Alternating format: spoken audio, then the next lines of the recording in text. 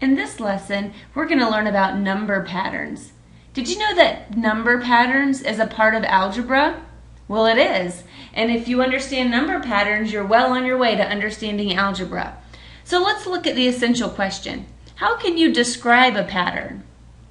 Well, let's look at this problem and then we'll take a look at how to describe a pattern. Morgan counts as he juggles 3 balls.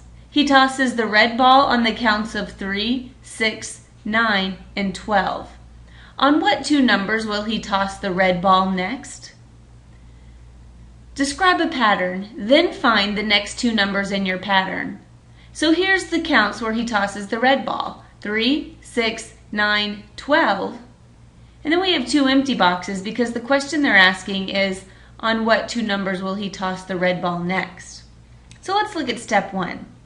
We want to think to ourselves, what do I do to 3 to get to 6? Well, I know that 3 times 2 is 6, so I'm going to try multiplying by 2. 3 times 2 is 6. 6 times 2 is 12, not 9. So when we test that, we can write that 2 times 6 is not equal to 9. You see this symbol right here? That's the opposite of the equal sign. That means not equal to. Well, that didn't work, so let's go back and try again. 3 plus 3 is 6. Let's see if 6 plus 3 is 9. Yes, it is. Is 9 plus 3 12? It sure is. So that must be our pattern. So plus 3 describes the pattern. Now let's look at step 2. We're going to find the next 2 numbers in our pattern. So since we added 3 every time, 3 plus 3 is 6, 6 plus 3 is 9, 9 plus 3 is 12, I'm going to do 12 plus 3, and that's going to give me, you're right, 15. 15 plus 3 is 18. So the 2 numbers on which he will toss the red ball next are 15 and 18. Now here's a helpful hint. If a number pattern increases, which means gets bigger, try addition or multiplication. If it decreases, which means gets smaller, try subtraction or division. Now let's take a look at another pattern. Describe a pattern, then find the missing numbers in your pattern. 35, 31, 27, blank, 19, 15, blank. This one's a little bit different than our last one because we have missing numbers in the middle of our pattern instead of just continuing on with the pattern. So this first part says, write a description for the pattern. Well, since my numbers are decreasing or getting smaller, I'm going to try either division or subtraction. I'm going to try subtraction for this one to see how I got from 35 to 31. I'm going to try subtract 4. So let's see if that works. 35 minus 4, does that give me 31? Yeah, it does. How about 31 minus 4? Does that give me 27?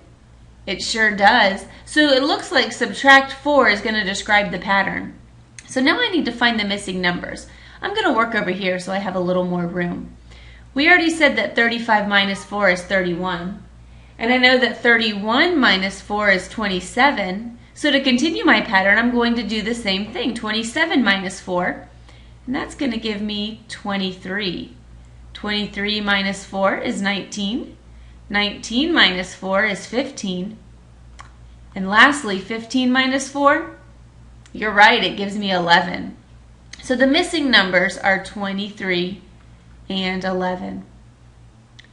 Now, you seem to have gotten this pretty well, so let's make it just a little bit harder.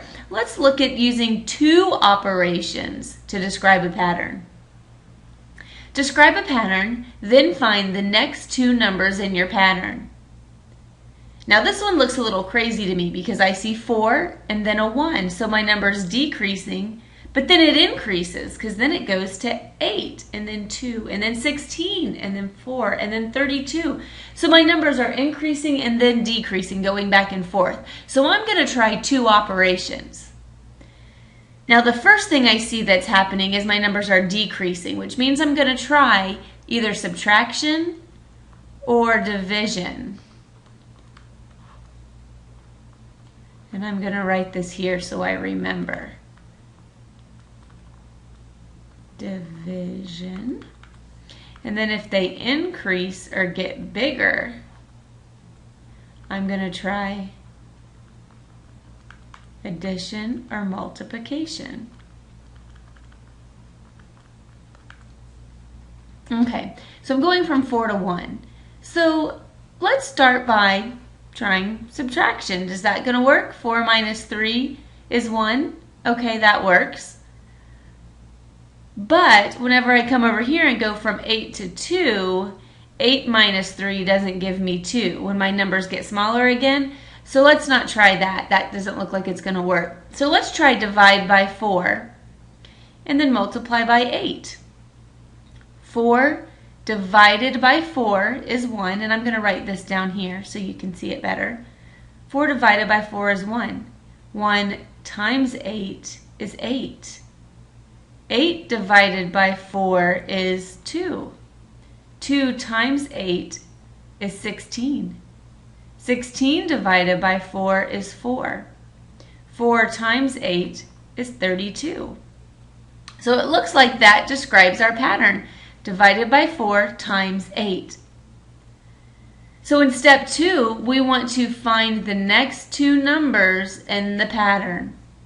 So since I just multiplied by 8, the next thing I'm going to do is divide by 4. So I'm going to take 32 and I'm going to divide by 4. 32 divided by 4 is 8. And I can write that here. The next thing I'm going to do is multiply by 8. 8 times 8 is 64. So the next two numbers in the pattern are 8 and 64. Now it's your turn to do some work with patterns. If you need a review, just come back and take a look at this again.